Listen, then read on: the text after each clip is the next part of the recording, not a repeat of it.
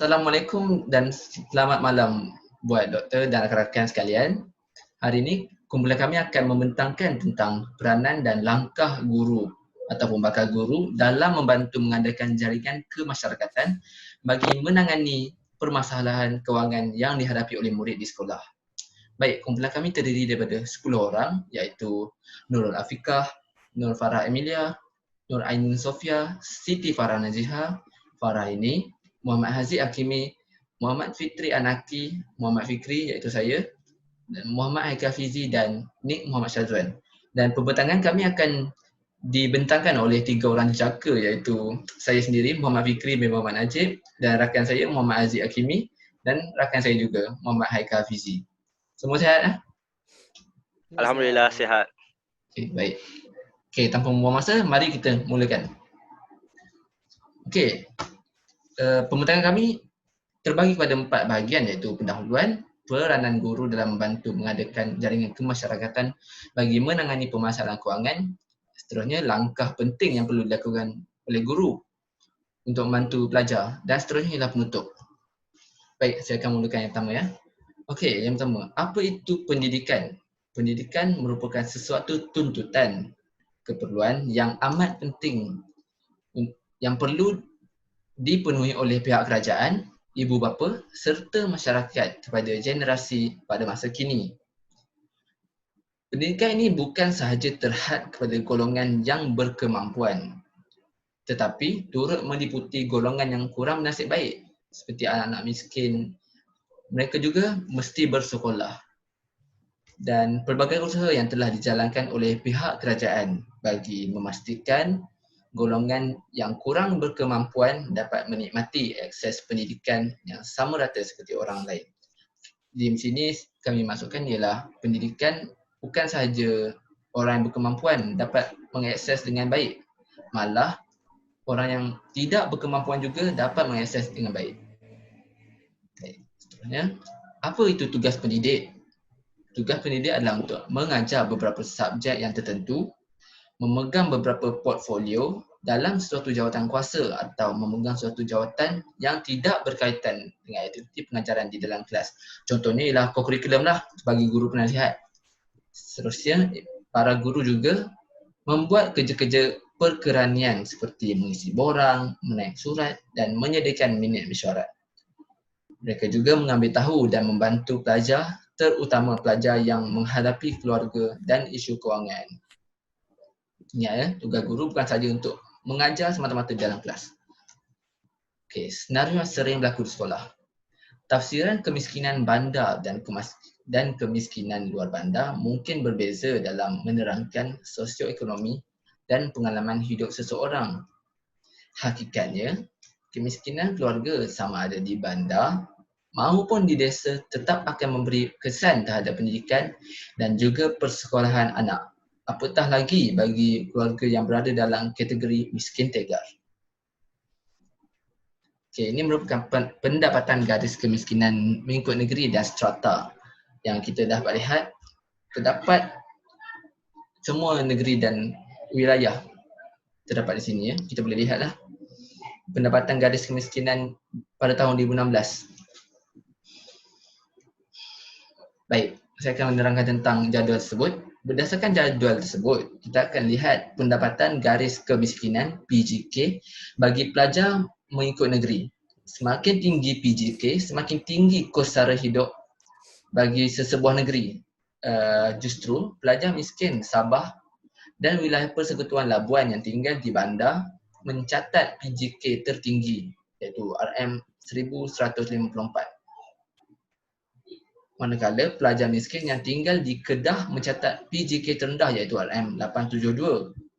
Seterusnya, bagi miskin luar bandar pula, pelajar yang tinggal di wilayah Persekutuan Labuan mencatat PGK tertinggi iaitu RM1281. Manakala pelajar yang tinggal di Negeri Sembilan mencatat PGK terendah iaitu RM813. Bagi miskin tegar bandar pula, PJK bagi pelajar yang tinggal di Terengganu mencatatkan PJK tertinggi iaitu RM729, manakala pelajar dari negeri Perak mencatat PJK terendah dalam RM558. Bagi pelajar yang tinggal di luar bandar, pelajar dari wilayah Persekutuan Labuan mencatat PJK tertinggi iaitu RM839, manakala PJK terendah dicatatkan oleh pelajar dari Negeri Sembilan iaitu RM523. Baik, kita pergi seterusnya. Peranan kerajaan terhadap sekolah. Yang pertama, mewujudkan inisiatif bagi membantu murid yang datang daripada keluarga yang miskin dan kurang berkemampuan. Seterusnya, memastikan murid tersebut tidak ketinggalan dari segi akses pendidikan dan juga keperluan seperti yang saya sebut di awal tadi ya. Seterusnya, setiap murid dapat memanfaatkan ilmu dalam keadaan yang selesa dan lengkap yang merupakan tugas kerajaan. Ini merupakan kutipan tabung kumpulan wang amanah pelajar miskin iaitu KUAM. Kita dapat lihat November 2014, November 2015 dan November 2016.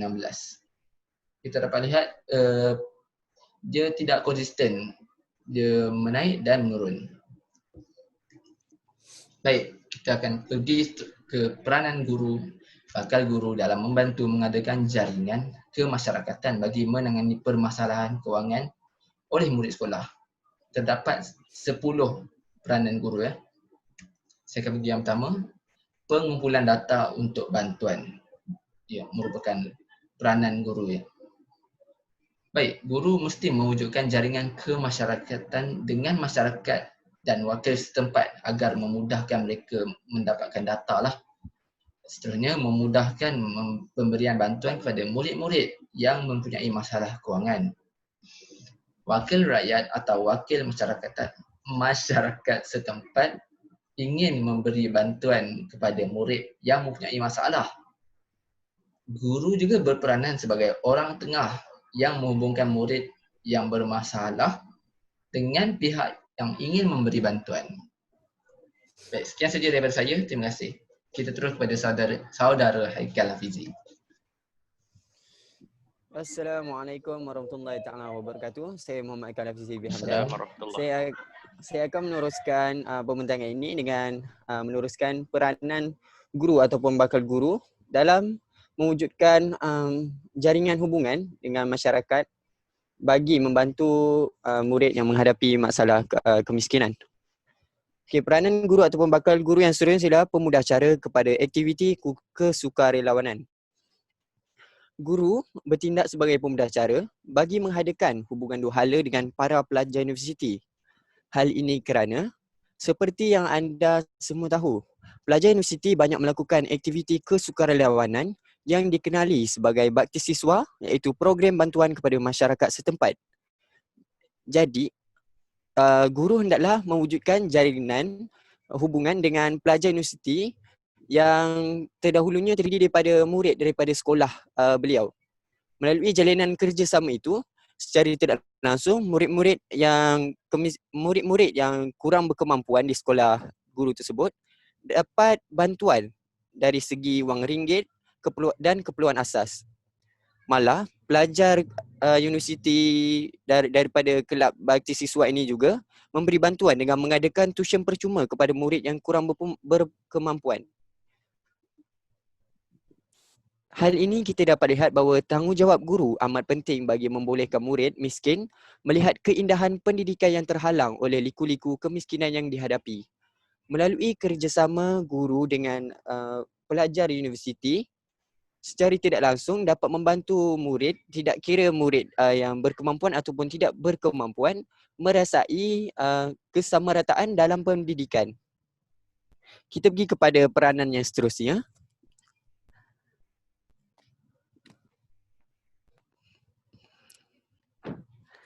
Peranan yang seterusnya ialah kemudahan pemberian zakat. Guru hendaklah menjadi orang tengah kepada murid bagi memudahkan urusan pemberian zakat kepada murid-murid yang berkeperluan, yang kurang kemampuan. Guru hendaklah memudahkan pemberian zakat kepada murid-murid yang mempunyai masalah kewangan dan murid-murid asnaf. Pusat Urus Zakat mempunyai program sekolah angkat yang mana program ini melibatkan sekolah-sekolah yang mempunyai kadar miskin yang tinggi. Jadi sebagai guru yang bertanggungjawab di dalam sesebuah sekolah, dia hendaklah mengambil tahu tentang maklumat peribadi setiap pelajarnya Kemudian menguruskan maklumat-maklumat tersebut dengan memberi sebagai pemudah cara bagi murid mendapatkan zakat. Pusat Urus Zakat turut hadir dengan inisiatif bersama dengan guru untuk mengadakan kelas tambahan percuma yang mana pembiayaannya dibiayai secara sepenuhnya oleh Pusat Urus Zakat. Jadi di sini murid yang tidak berkemampuan dapat menghadiri kelas tambahan tanpa apa-apa bayaran, kerana Pusat Urus Zakat akan menguruskan kelas tambahan yang percuma bagi mereka. Dan murid yang tidak berkemampuan ataupun murid yang miskin juga akan memperolehi akses yang lebih mudah untuk ke kem belajar dan kem motivasi yang diadakan ataupun dianjurkan oleh Pusat Urus Zakat tersebut. Okey, kita pergi ke peranan yang seterusnya, iaitu memberi sumbangan ketika majlis perayaan. Setiap sekolah pasti akan memberikan bantuan sempena hari perayaan kepada mereka yang kurang berkemampuan. Bantuan itu termasuklah sejumlah wang, pakaian dan makanan. Bagi memberikan sumbangan ketika majlis perayaan ini, pihak sekolah boleh bekerjasama dengan masyarakat setempat ataupun agensi-agensi yang ingin membantu pelajar untuk memberikan sumbangan. Melalui kerjasama dengan masyarakat setempat dan agensi-agensi yang ingin memberikan sumbangan, lebih banyak sumbangan yang dapat diberikan kepada murid yang memerlukan. Seperti yang kita tahu, Hari Raya adalah hari untuk bergembira. Jadi melalui perkongsian rezeki dengan mereka, secara tidak langsung kita dapat melihat senyuman yang terukir di bibir murid-murid yang miskin. Seterusnya, tabung bantuan juga boleh diedarkan di sekitar kawasan sekolah. Tabung bantuan ini boleh dikutip sama ada sebulan sekali ataupun 2 bulan sebelum hari perayaan bagi memudahkan urusan pemberian sumbangan ketika majlis sambutan perayaan tersebut.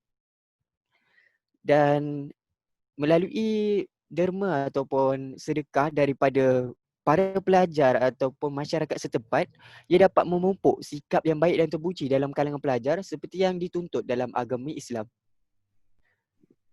Baiklah, peranan yang seterusnya ialah memberi bantuan buku dan alatan persekolahan. Seperti yang kita semua tahu, pelajar yang kurang berkemampuan juga mampu untuk berjaya. Namun disebabkan kekangan duit, mereka tidak dapat untuk menyerahkan bakat ataupun kemampuan mereka ke tahap yang maksimum ataupun tahap yang optimum. Oleh itu, guru hendaklah bekerjasama menderma dan mengumpul dana bersama kelab guru dan kaki tangan sekolah. Melalui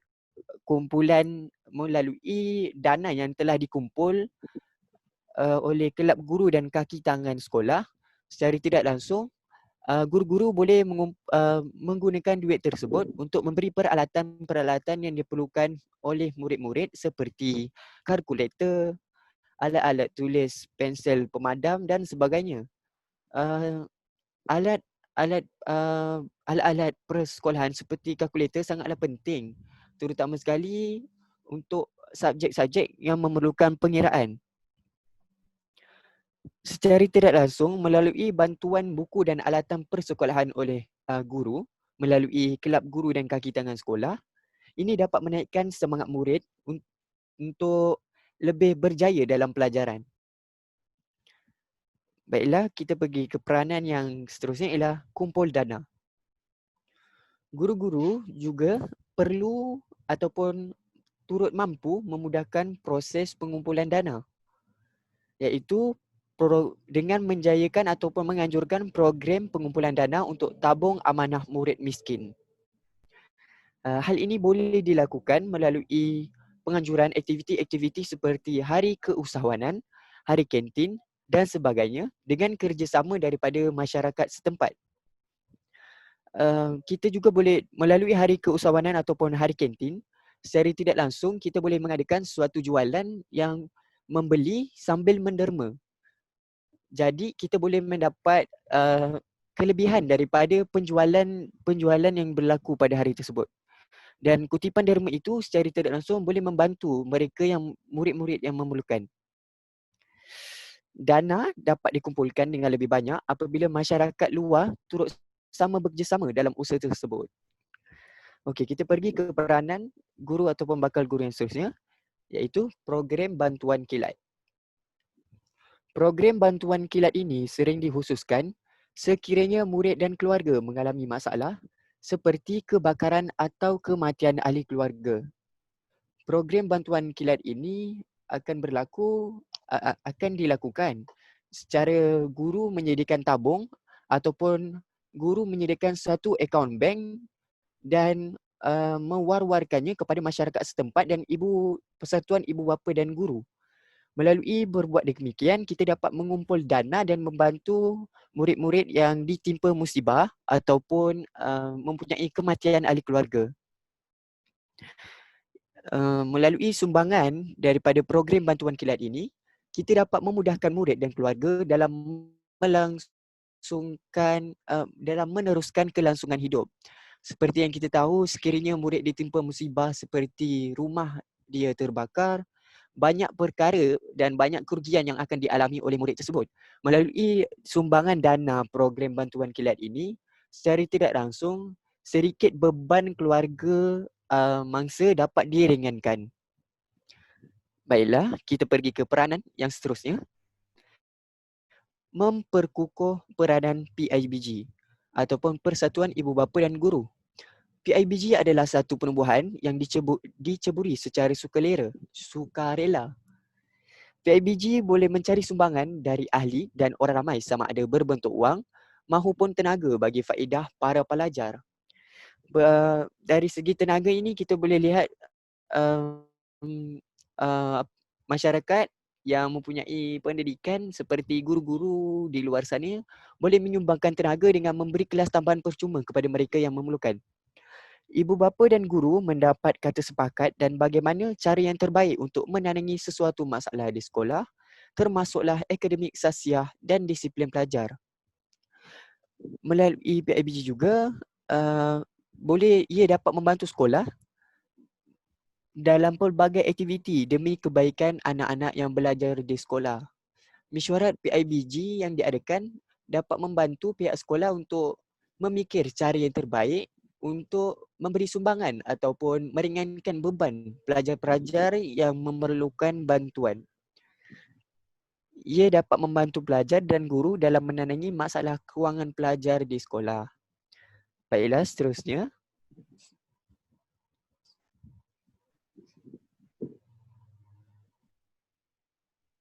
Mewujudkan kelas tuition. Seperti yang anda semua tahu, tidak semua pelajar yang mampu untuk pergi ke kelas tuition ataupun kelas tambahan. Terutamanya bagi pelajar yang kurang berkemampuan dan miskin. Jadi, guru hendaklah mewujudkan kelas tuition secara percuma. Semua pelajar pasti mempunyai keinginan untuk ke kelas tuition di luar yang menawarkan kelas yang kondusif dan seronok. Tenaga pengajar yang berbeza dan rakan dari sekolah yang berlainan. Dengan ini mereka dapat menambah rakan dan ilmu baru. Oleh itu, guru hendaklah mewujudkan kelas tambahan di sekolah bagi memberi peluang kepada pelajar yang kurang berkemampuan untuk merasai suasana belajar di pusat tuition. Kelas tuition ataupun kelas tambahan ini boleh dilakukan di luar waktu sekolah ataupun pada waktu hujung minggu dengan kerjasama guru dan pihak pentadbir sekolah. Guru boleh membekalkan pelajar nota-nota yang terhad dan mudah untuk difahami serta teknik yang mudah untuk belajar. Secara tidak langsung, sekiranya seorang murid itu tidak memahami suatu perkara di dalam kelas harian yang dibelajar, melalui kelas tuition percuma yang diadakan ini, murid tersebut dapat memahami perkara tersebut, dapat mengejar sesuatu dan berjaya dalam peperiksaan. Baiklah, kita pergi ke slide yang seterusnya. Maaf Cik Kan, kita akan bersambung sebentar lagi di Zoom yang lain. Okey, baiklah. Baiklah.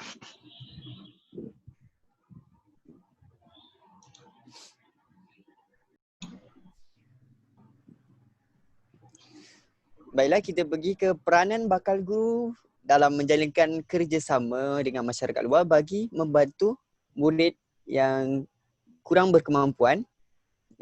Peranan yang seterusnya ialah bekerjasama dengan agensi luar. Banyak agensi di luar sana yang sudi memberikan sumbangan. Namun begitu, mereka tidak tahu bagaimana mereka hendak menyalurkan sumbangan tersebut. Jadi, sebagai guru yang bertanggungjawab ataupun pihak sekolah, mereka hendaklah menjalinkan hubungan atau bekerjasama dengan agensi-agensi luar yang kerap memberikan sumbangan kepada mereka yang memerlukan. Oleh itu, guru hendaklah mengemaskini data-data pelajar dengan cermat supaya guru tidak terlepas pandang dan tidak memberikan bantuan kepada mereka yang memerlukan. Selain itu, guru juga hendaklah rajin bertanya sekiranya terdapat agensi yang ingin memberikan sumbangan. Kerjasama dua hal ini akan menimbulkan kebaikan kepada pihak sekolah dan juga kebaikan kepada agensi luar yang ingin memberikan sumbangan. Kerana agensi luar tersebut tahu siapakah yang perlu siapakah yang perlu diberi sumbangan tersebut. Pihak sekolah juga dapat membantu pelajar yang memerlukan bantuan dengan dana yang diberikan oleh agensi-agensi tersebut. Pihak agensi pula akan dapat mengembangkan lagi perniagaan mereka melalui kerjasama yang telah dilakukan di sekolah. Okey, sekian saja peranan guru dalam mewujudkan hubungan luar bagi membantu murid yang miskin ataupun murid yang memerlukan. Kita pergi ke langkah. Kita pergi slide yang seterusnya, iaitu langkah yang perlu dilakukan oleh guru dalam mendapatkan dana kewangan bagi membantu pendidikan pelajar miskin. Terdapat 10 langkah yang kami telah senaraikan dan langkah yang pertama ialah guru dan kaunselor perlu mengambil tahu keadaan pelajar. Langkah kedua, guru hendaklah menderma sebahagian daripada gaji guru kepada pelajar.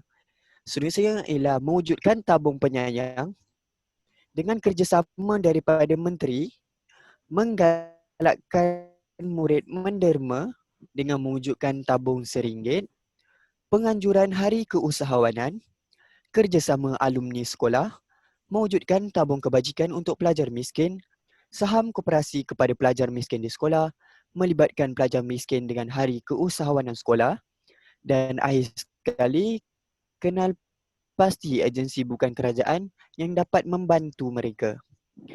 Okey, bagi penerangan lebih terperinci mengenai langkah ini, saya akan serahkan kepada saudara Haziq Hakimi.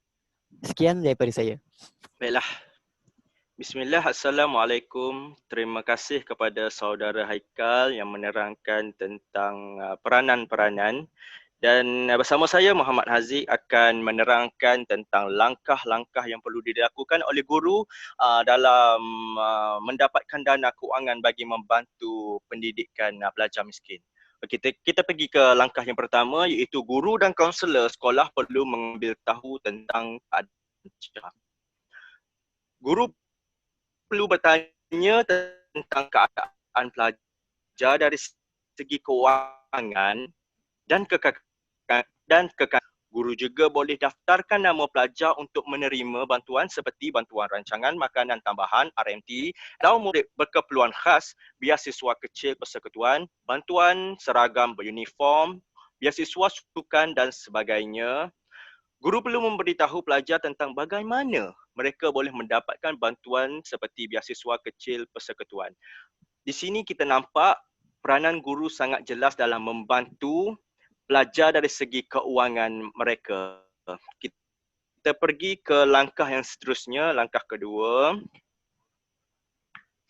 Langkah kedua ini adalah mendermakan sebahagian daripada gaji guru kepada murid.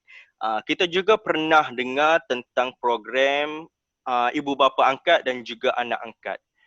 Di sini langkah ini dapat dilaksanakan dengan guru mendermakan sedikit daripada gaji mereka untuk membantu pelajar miskin di sekolah sekitar RM20 satu minggu ataupun lebih daripada itu. Dan sumbangan itu bertujuan untuk membolehkan pelajar membeli makan makanan, pakaian baru dan alat kelengkapan sekolah. Dengan sumbangan itu dan kerjasama daripada para guru, pastinya beban pelajar dapat dikit. Langkah ketiga,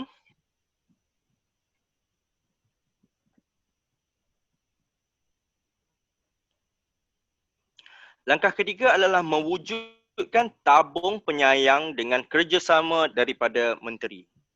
Apa itu tabung penyayang?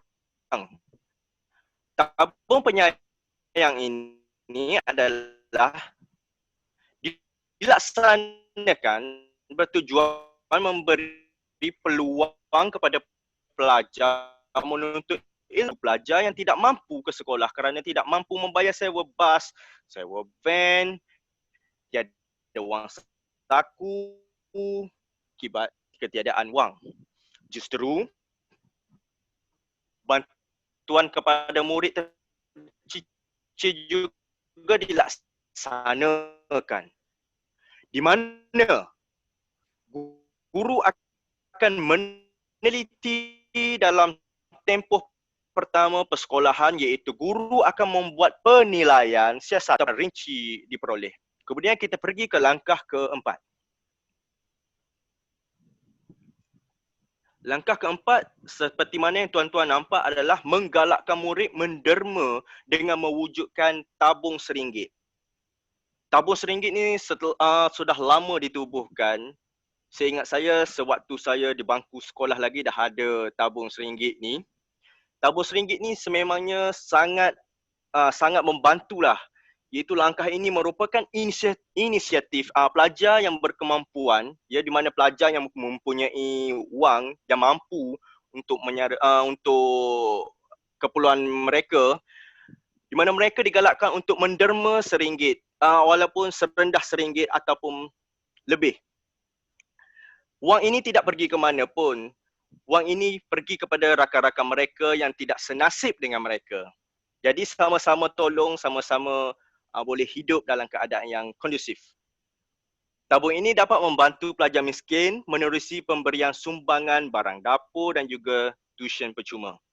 Walaupun dinamakan tabung RM1, pelajar digalakkan untuk menderma lebih daripada RM1. Boleh menderma RM2, RM3, RM5, mengikut kemampuan pelajar-pelajar yang berkemampuan.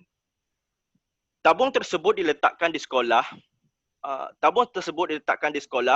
Dan akan digunakan secara berkala, termasuk untuk menampung projek tuition percuma kepada pelajar miskin. Seterusnya, langkah kelima.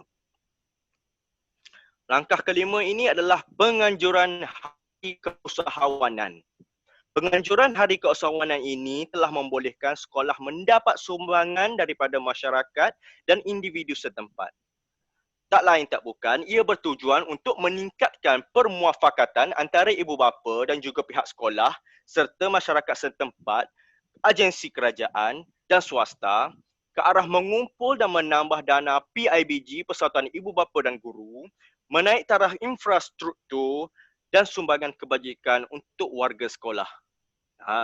Jelaslah, pelaksanaan hari keusahawanan dapat membantu dalam mengumpul dana dalam membantu pelajar-pelajar miskin. Kita pergi ke langkah ke-6 pula. Langkah ke-6 adalah kerjasama alumni sekolah. Langkah di mana guru akan mencari dan menjejaki semula alumni sekolah dan cuba untuk bekerjasama bagi mendapatkan dana untuk pelajar miskin. Sumbangan tersebut digunakan untuk diagihkan kepada golongan kurang bernasib baik khususnya untuk menyambut bulan Ramadan. Dengan kerjasama ini, pastinya pelajar miskin sekolah akan mendapatkan bantuan yang secukupnya. Seterusnya, langkah ke-7. Langkah ke-7 ini adalah mewujudkan tabung kebajikan untuk pelajar miskin. Usaha ini dapat meringankan beban yang ditanggung oleh pelajar yang kurang berkemampuan. Guru akan menyumbangkan sebahagian daripada gaji bulanan guru ke dalam tabung kebajikan pelajar miskin. Jika sesebuah sekolah mempunyai guru yang ramai, maka jumlah yang terkumpul pada setiap bulan juga akan semakin bertambah. Guru hendaklah bersepakat dalam menjayakan usaha ini bagi membantu pelajar yang kurang berkemampuan. Jika rancangan dilaksanakan dengan lebih meluas dan melibatkan semua guru di sekolah itu, ia dapat memberikan bantuan kepada pelajar miskin atau pelajar yang kurang berkemampuan. Seterusnya adalah langkah ke-8, iaitu saham koperasi kepada pelajar miskin di sekolah. Pelajar miskin diberi hak untuk memegang saham koperasi di sekolah. Guru, terutamanya guru kelas, hendaklah memberi bimbingan kepada pelajar miskin atau kurang berkemampuan untuk memegang saham dalam koperasi sekolah. Mereka juga akan diberi bayaran balik beserta keuntungan saham yang mereka miliki pada akhir tahun.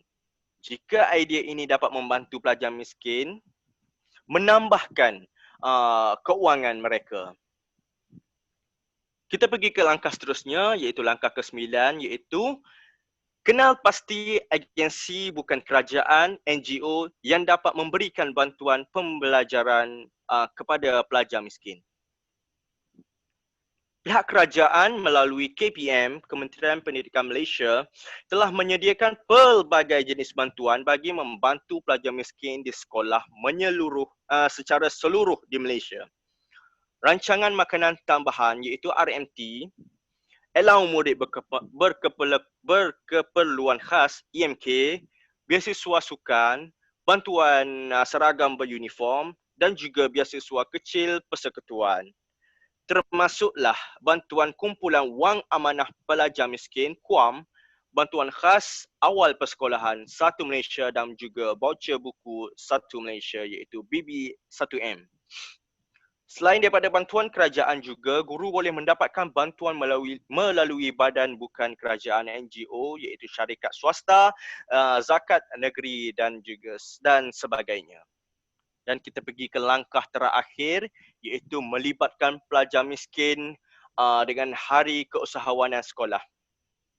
Kita nak galakkan pelajar miskin untuk terlibat sama dalam hari keusahawanan sekolah ini untuk mendedahkan mereka bagaimana untuk mendapatkan wang.